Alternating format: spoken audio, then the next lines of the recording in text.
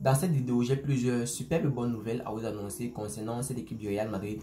Alors restez scotché sur votre écran jusqu'à la fin pour ne manquer aucune des bonnes informations que j'ai à vous annoncer aujourd'hui.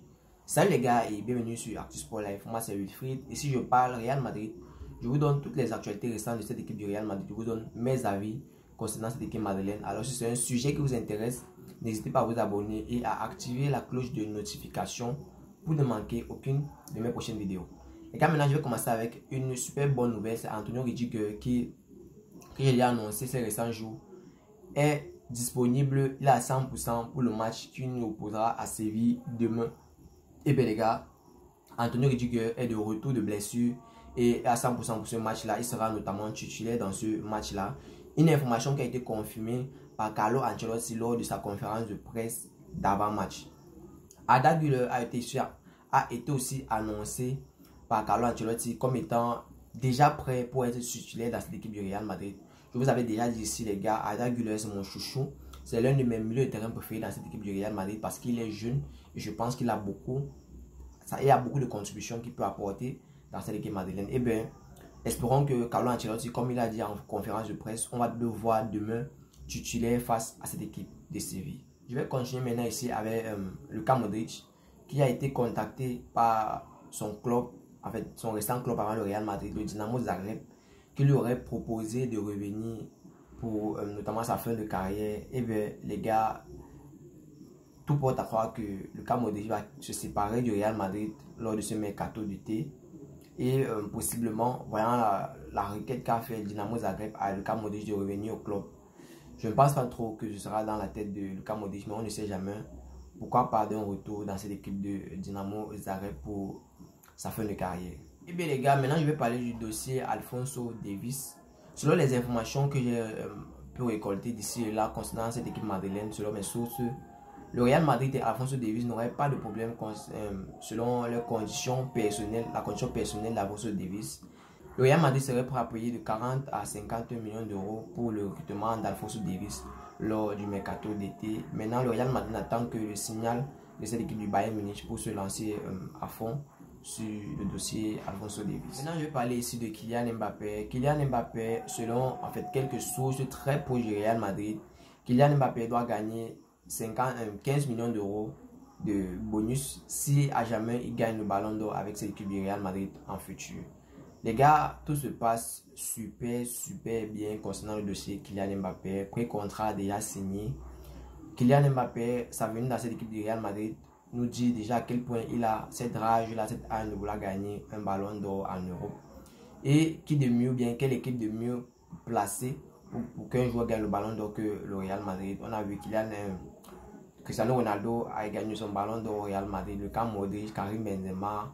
Et bien, Kylian Mbappé aussi fait partie de cette liste de joueurs du Real Madrid ayant gagné, en fait, de joueurs d'Europe ayant gagné le ballon d'or. Et ça met la meilleure position pour lui pour gagner le ballon d'or.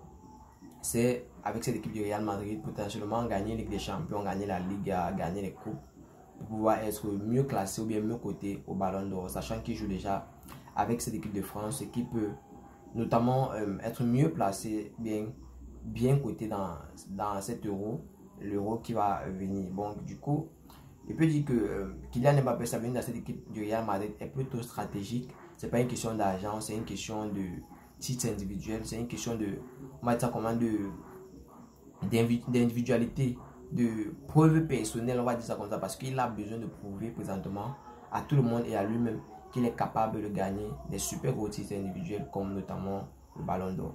Et pour ça, il y a une clause dans le contrat de Kylian Mbappé qui dit que s'il gagne le ballon d'or avec cette équipe du Real Madrid, et bien le Real Madrid lui donna 15 millions d'euros de bonus si jamais il gagne le ballon d'or. Et bien nous savons que Kylian Mbappé, son contrat, en fait, selon les termes fixés, seront jusqu'en 2029. Ça veut dire qu'il aura encore, je pense, 5 ans devant lui pour gagner le ballon d'or avec cette équipe du Real Madrid. Et si jamais il gagne le ballon d'or, et bien son bonus sera viré dans son compte bancaire. Maintenant, je vais vous donner les explications des droits d'auteur dans cette équipe du Real Madrid.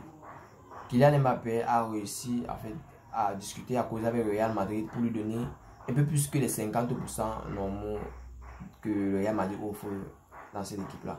Maintenant, je vais vous donner quelques explications concernant les droits d'image dans cette équipe du Real Madrid. Explication, les droits d'image au Real Madrid. Dès qu'un joueur signe au Real Madrid, 50% de ses revenus issus de ses droits d'image vont au club. Et le joueur gagne les 50% autant que le club. Maintenant, au Real Madrid, actuellement, seul Vinicius Junior et Jude Bellingham possèdent plus de 50% de leurs propres revenus sur leurs droits d'image. Ce sera aussi le cas de Kylian Mbappé qui lui est en grande discussion pour ses droits d'image dans cette équipe-là. Le Real Madrid offre 100% de revenus aux joueurs qui sont dans leur dernière année de contrat comme Toni Kroos et Luka Modric qui sont présentement à leur dernière année de contrat.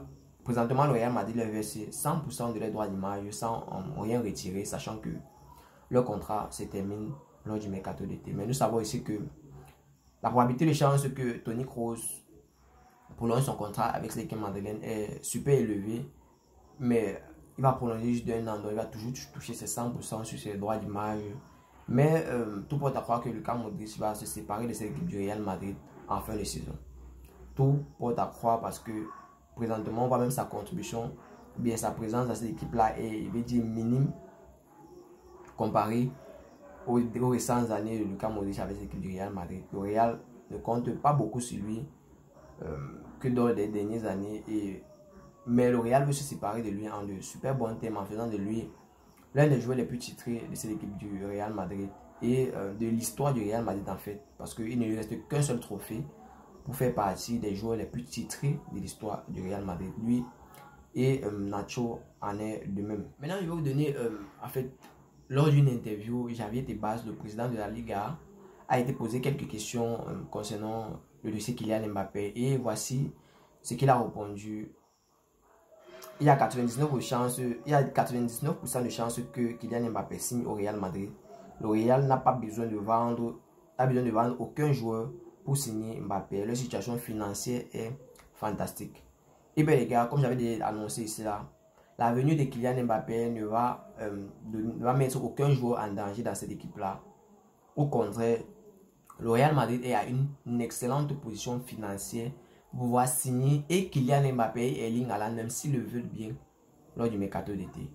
Mais on sait que Man City ne peut pas du tout laisser Erling Haaland s'en aller jusqu'en 2026 parce que je pense en termes de son contrat, son contrat se termine en 2026 avec cette équipe de Manchester City. Et nous savons actuellement la contribution que Erling Haaland apporte dans cette équipe-là. Et le Manchester City ne peut même pas, ne songe même pas, même le Real Madrid ne songe même pas à le recruter parce que ils savent que pour le recruter Erling Haaland présentement, ce serait super coûteux et ça va pas vraiment aider parce que présentement, rien que la venue de Kylian Mbappé dans cette équipe-là va déjà rendre notre attaque super forte. Personnellement, après la signature de Kylian Mbappé et d'Alphonso Davies, sans compter Leny Yoro, je pense aussi que le Real Madrid va signer Leny Yoro lors du mercato d'été. Rien que ces trois signatures-là va rendre cette équipe du Real Madrid imbattable. Une équipe de Galacticos, comme le dit toujours Florentino Pérez. Et on n'aura pas d'adversaire en Europe. Personnellement, c'est ce que je pense. Maintenant, je vais parler de ce match de demain là. Et bien les gars, la conférence de presse que Carlo Ancelotti a fait tout à l'heure, parlant de notamment mon gros chouchou Arda Güler, de sa présence dans le 11 de départ. Et bien, c'est une super bonne nouvelle pour moi, je vous dis maintenant, parce que pour ceux qui suivent la chaîne depuis savent à quel point Arda Güler est ici dans mon cœur. Et j'espère bien que demain, il va nous prouver à tous que c'est bien le joueur que je pense qu'il est.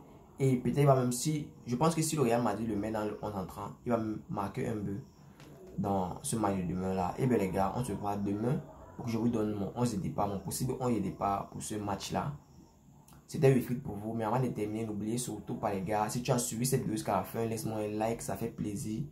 Et c'est totalement gratuit. Abonne-toi et active la cloche de notification pour ne manquer aucune de mes prochaines vidéos. C'était Wilfried pour vous. Ciao, bye bye. Peace.